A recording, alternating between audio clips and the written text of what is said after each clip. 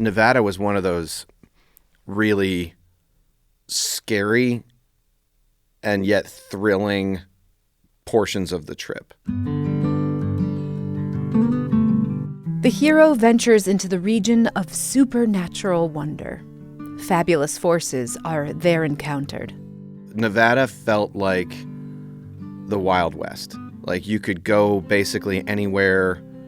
You could get lost and die just about anywhere. It was very elemental. You had wide open stretches of desert, endless sunlight, tons of heat, but also the basin and range that was just captivatingly beautiful.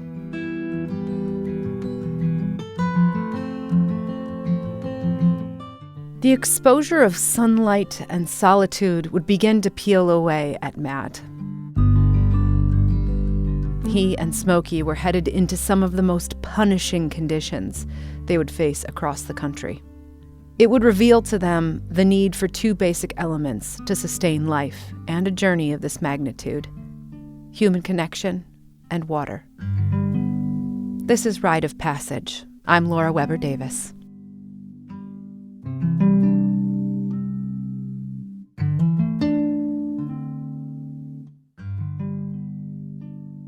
Chapter 4.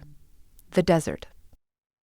The benchmarks across Nevada, there's just so many that it's really difficult to quantify, because that's when I really started. That's like when the trip felt really real. On the leeward side of the Sierra Nevada mountain range, Matt had gone around the upscale community of Lake Tahoe that rests at the shared border of California and Nevada. At the base of the mountains was Carson City, where Matt planned to meet up with his dad. The American Discovery Trail was fairly well articulated around that area. But again, I had to deviate from the ADT fairly significantly. The distance from Lake Tahoe to Carson City was 20 miles, a day and a half away. I had to go where it was safe for the horse, which usually meant near water. And in most instances, the ADT was originally charted for bicyclists or hikers. So there's just no water really to be had in many, many stretches. Matt was excited to see his dad in Carson City, maybe relax a little. But they had a problem to solve: the desert. That's when we started investigating water drops in earnest. I am Bill Parker and Matt Parker's father. We had taken a little preliminary ride without the horse or anything out and just to check out the landscape, and we realized there's no water out here. There's no forage for a horse. There's nothing to eat or drink.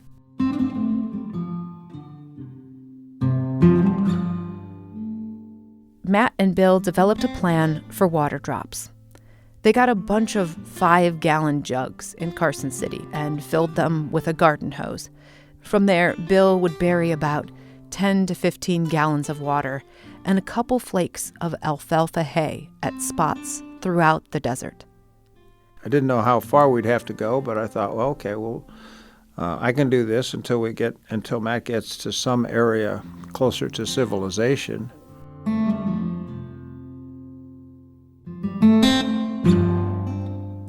They planned to launch the water drops from a community northeast of Carson, Virginia City. And that would be the last time they'd see each other for months. On a dirt road outside of Virginia City, they said goodbye. Matt getting back on the American Discovery Trail, and Bill scouting locations to bury water and hay.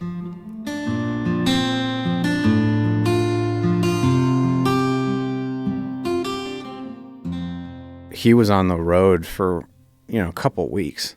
About every 20 to 25 miles, I would dig a hole and put it in the water and big flakes of hay. And you had to cover it up because otherwise, in some areas, wild horses would come along and eat the hay if you just had left it sitting out there. And so I would send the GPS coordinates to Matt, those GPS coordinates would put you within about a 10, 15-foot radius of the exact spot where I had dug the hole. So the first water drop that my dad had made was at a campsite. It was one of those really sweet, poignant moments because my dad had found he had found the latest Harry Potter book at that time. At the time, that book coming out was like the biggest thing that year. Order of the Phoenix had come out that week, and Bill left Matt a copy at the water drop, along with a fresh banana for a snack. Those two things, their own tiny oasis in the middle of the desert. It could be emotional, I guess, to know that you could be out in the middle of nowhere and you look around and you're like, geez, there's nothing alive out here. You're in the middle of absolute nowhere, but you have coordinates that you're looking for, like out in the sagebrush, and you go there and you dig up, a water drop, and you realize that your dad was out there in the middle of nowhere too, doing the same exact thing. So that was really very cool, and sort of a complex series of emotions.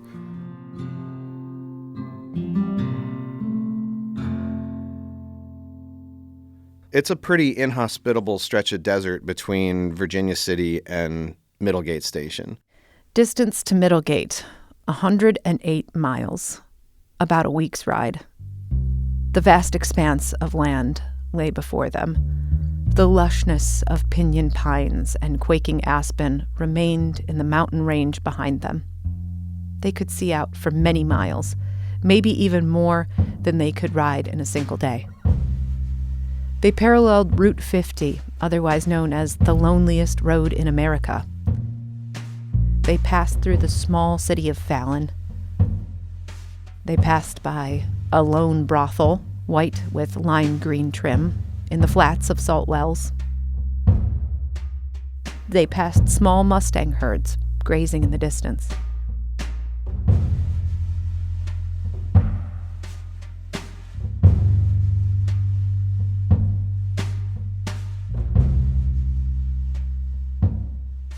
Traveling along Route 50, you could go long stretches of time without seeing a soul. And so it was notable when a truck hauling a trailer slowed ever so slightly as it passed by. He had a dually pickup truck with a gooseneck trailer, with a red gooseneck trailer on it, and he was hauling I-beams. And I was on the side of Route 50 on my way to Middlegate, and it was super duper hot in the full sun of the day, and my water was running out, and what little I had was like 120 degrees, and I was drinking it out of a straw. And I was really getting burnt up and tired, and that's why when I finally got to Middlegate, like by the time I got to Middlegate, I looked so bad. I was very sunburned, like from my nose on down, to the point where I think I looked sort of like the archetypal, desert wanderer. Like very, very chapped lips, like looking not great. Matt and Smokey arrived at Middlegate. It was a roadhouse rest stop with a sagebrush saloon and a burger worthy of county bragging rights.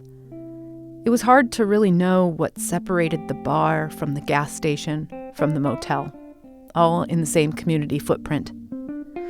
Matt and Smokey spent a couple days resting there.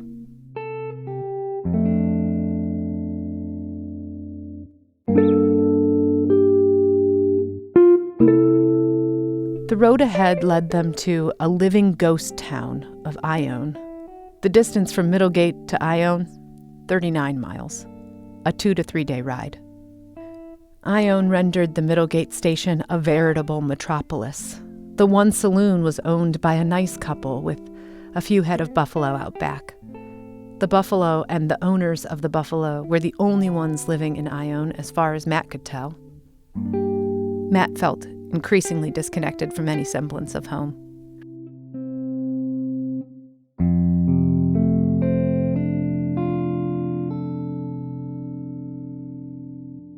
My brother wanted to come out and visit me.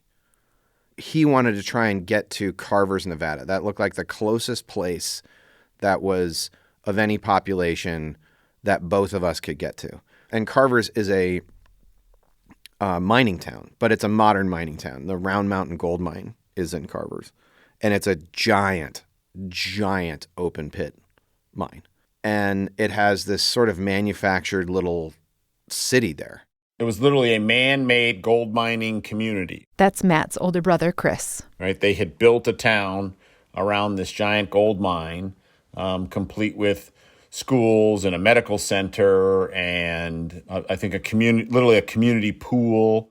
So at any rate, I left Ione, and the distance from Ione to Carver's was and still is the longest distance I rode on the horse trip in one day. And it damn near killed me. It was 56 miles. I tried to average between 15 and 25 miles a day.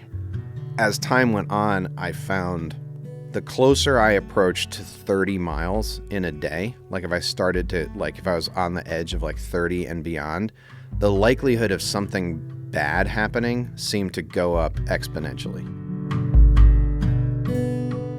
But Matt wanted to see Chris and committed himself to the 56 miles, all in one day.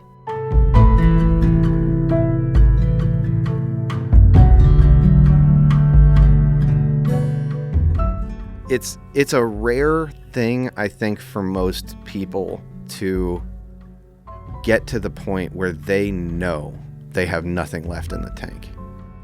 And that was one of the things I actually wanted to find out about myself on this trip. I wanted to know like what a real limit was. And that was one of those days.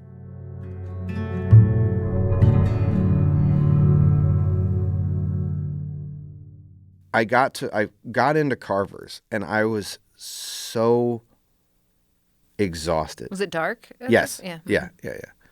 I was so exhausted. I had blisters on the bottoms of my feet. Each foot, I think, had at least 3 blisters. One foot, I think, had 4 or 5, and they were like the size of quarters. And you had walked most of the way then? On the way down. Yeah. Yes, on the way down. Because, again, like I wasn't trying, the Smokey and I had been through a journey together that particular day. So I would walk, if I was riding for 20 miles, I would try to walk 10, or something. I'd always be next to him and just leading him, to give him a break. When I finally pulled in, there was a, I remember tying Smokey up when I was going to go into the bar. And the door opened, and as I was about to open the door, some guy opened the door. And the door opened inward, and he took one look at me, and I was still wearing my gun belt and looking crazy. Mm-hmm. I'm sure I just looked crazy. And he was like, "Oh, shit," and he slammed the door on me, And then I just after that, I was like, just kind of waited there. And I was so freaking tired. Like my feet were so swollen. Like I didn't want to take my boots off because I knew if I took them off, I wouldn't be able to get them back on.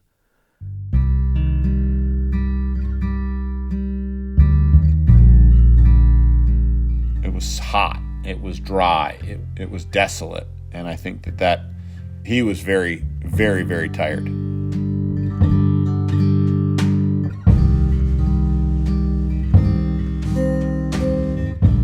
I went and there was a motel, and I stayed in the bathtub the next day, like all day. Like I didn't get out of the bathtub all day, and like the blisters on my feet were terrible. Like I couldn't walk right for days after that. And I think I overdid it. He had lost weight. He had, at that point, realized that he was probably going to do a lot more walking than riding, just grueling. The brothers spent one day together talking at the motel about the journey so far and the difficulty of the trail in Nevada. That was all that time could afford. Chris had to get back to San Jose for work. And I was feeling, when he left and went, was driving home, again, it was one of those, like, sort of watershed moments of the trip because, on the one hand, you're, like in Virginia City saying goodbye to my dad, like that, that was a little bit difficult. And this was another one. This one, I think I was the loneliest because I figured, well, I'm not going to see anybody I know for a very, very, very long time. which was the case.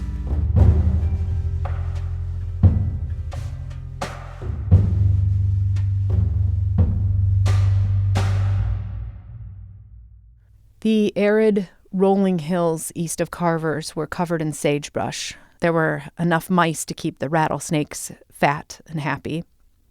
Matt looked out over miles of uninhabited wilderness and began to pine for home. Maybe not his home, but a home.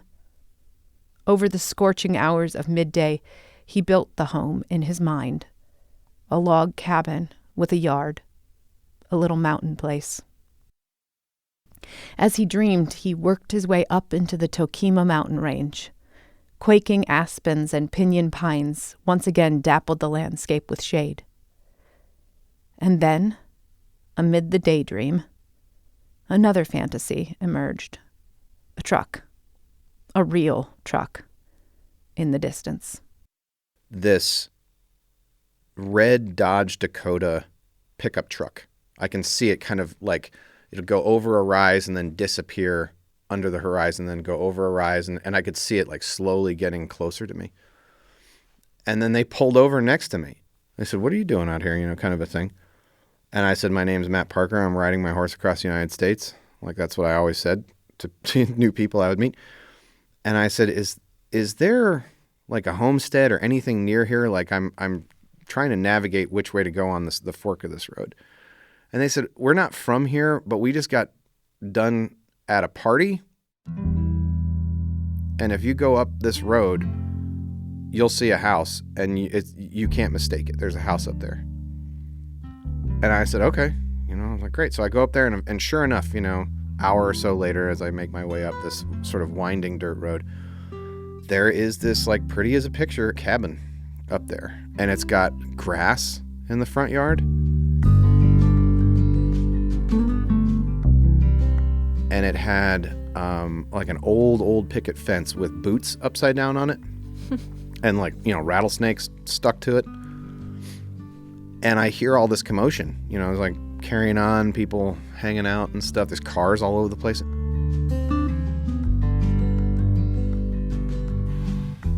These kids come around the house and they're playing football. And then they ran away and they said, "Oz, there's a man at the front door and he's got a gun." And this guy, Oz, came around the corner and he looked at me and he said, "I know you." He said, "I saw you on the side of Route 50, like last week."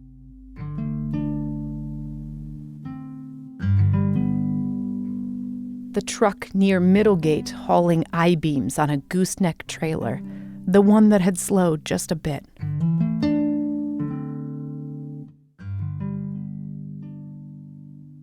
And he said, "I saw your saddlebags and I knew you were on a journey. I knew you were going someplace real far." And he said, "You had this look in your eyes and you were looking down the road and I could tell that you were on some big, long journey. Like you weren't just some rancher that was out there." And he saw me and I remember him slowing down and us both looking at each other. So here comes this young man up the driveway and he's riding this black saddle horse. And this is a tired young man. This is Oz Wickman. He was beat. He was tired. But his saddle horse looked like it had been on a walk in the park. You have to put miles and days on a saddle horse to understand how fast that they lose weight when you really put them to work. And his saddle horse was well cared for. Its feet were good. And that young man, I've run the numbers over the last few days. He was probably in the order 400 miles of trails in at that time. So that saddle horse to be in that good shape, in my mind, spoke volumes about his character. Oz and his wife welcomed Matt into their home, just like the one Matt had daydreamed of in the desert heat. It was a cabin, but he said he built it out of the Nevada state tree, which was telephone poles. And his house was like this perfect, tongue and groove, gorgeous cabin. have built everything here from scratch. My father and I, and my wife and kids, we stacked up the house and set the ridgepole in 18 days. And then the following year, I completed the structure and moved in. And it's just a nice, quiet place to live. They had all the comforts of home, completely off-grid. No power went there, no water went there. And they ran everything off of solar. And they had a little generator for what they needed. And he had everything he wanted. And they were two of the nicest people I ever met. And I asked him, I said, I hate to ask. I said, do you know of any place I can camp around here? And he said, hell yeah, I know where you can camp. He was like, there's a paddock around the corner. Get your horse, get that saddle off your horse. Go put him in there. Go grab yourself a plate. We're having a 4th of July party. Well, I'm the youngest of 11 kids. And so I got this ginormous family. And when Matt rode in here, we were having a family function, probably a wedding. Who knows? I've lost track of how many people have been married at the spring in the yard. We invite, their local friends and stuff that come, and I butcher a beef and do a half a beef in a deep pit and feed the masses. And it's a kind of a thing that we do here.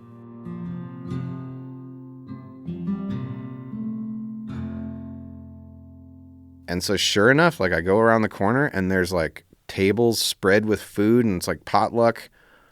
And it's like I'd arrived on Mars. I was like, oh my God. And everybody just surrounds me and they're slapping your back. Hey, what's going on? It was the most fun ever. I went from the lowest point on the trip, or one of the lower points on the trip, to all of a sudden being welcomed by this family and all of their friends. And we stayed up playing music all night and singing songs and, carrying on all late. And I just had a wonderful, wonderful time. But before any of that had happened, I had been sort of dreaming about that exact thing. I was like, it'd be so nice if there was a cabin and a family and a place I could put my horse. And it'd just be, and as the dream, it's like the dream manifested it in a way. I'm not much of a spiritual man, but I do believe strongly and demonstrate every day that it doesn't cost anything to be kind to people.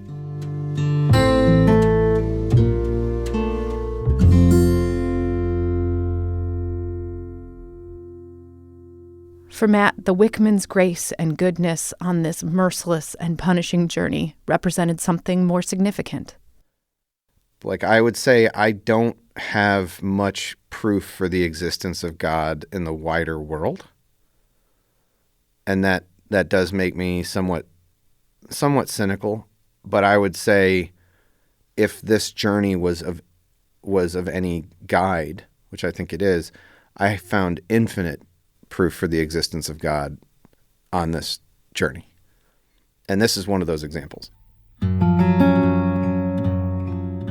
Matt's encounter with loneliness wasn't over, but meeting people full of kindnesses, large and small, was quickly becoming as important as water and the trail itself. He would also soon learn that not everyone was full of that generous spirit. I was standing sort of out in the front yard waiting for him. I think I had a smile on my face. And before the car even stopped, his door was open and he had hopped out of it and the car was still coasting. And he started cursing me up and down. That's next time on Rite of Passage. I'm Laura Weber Davis. Special thanks to podcast editor Rachel Ishikawa. The Rite of Passage theme was written and performed by Bob Scon. Additional music from Blue Dot. Thanks for listening.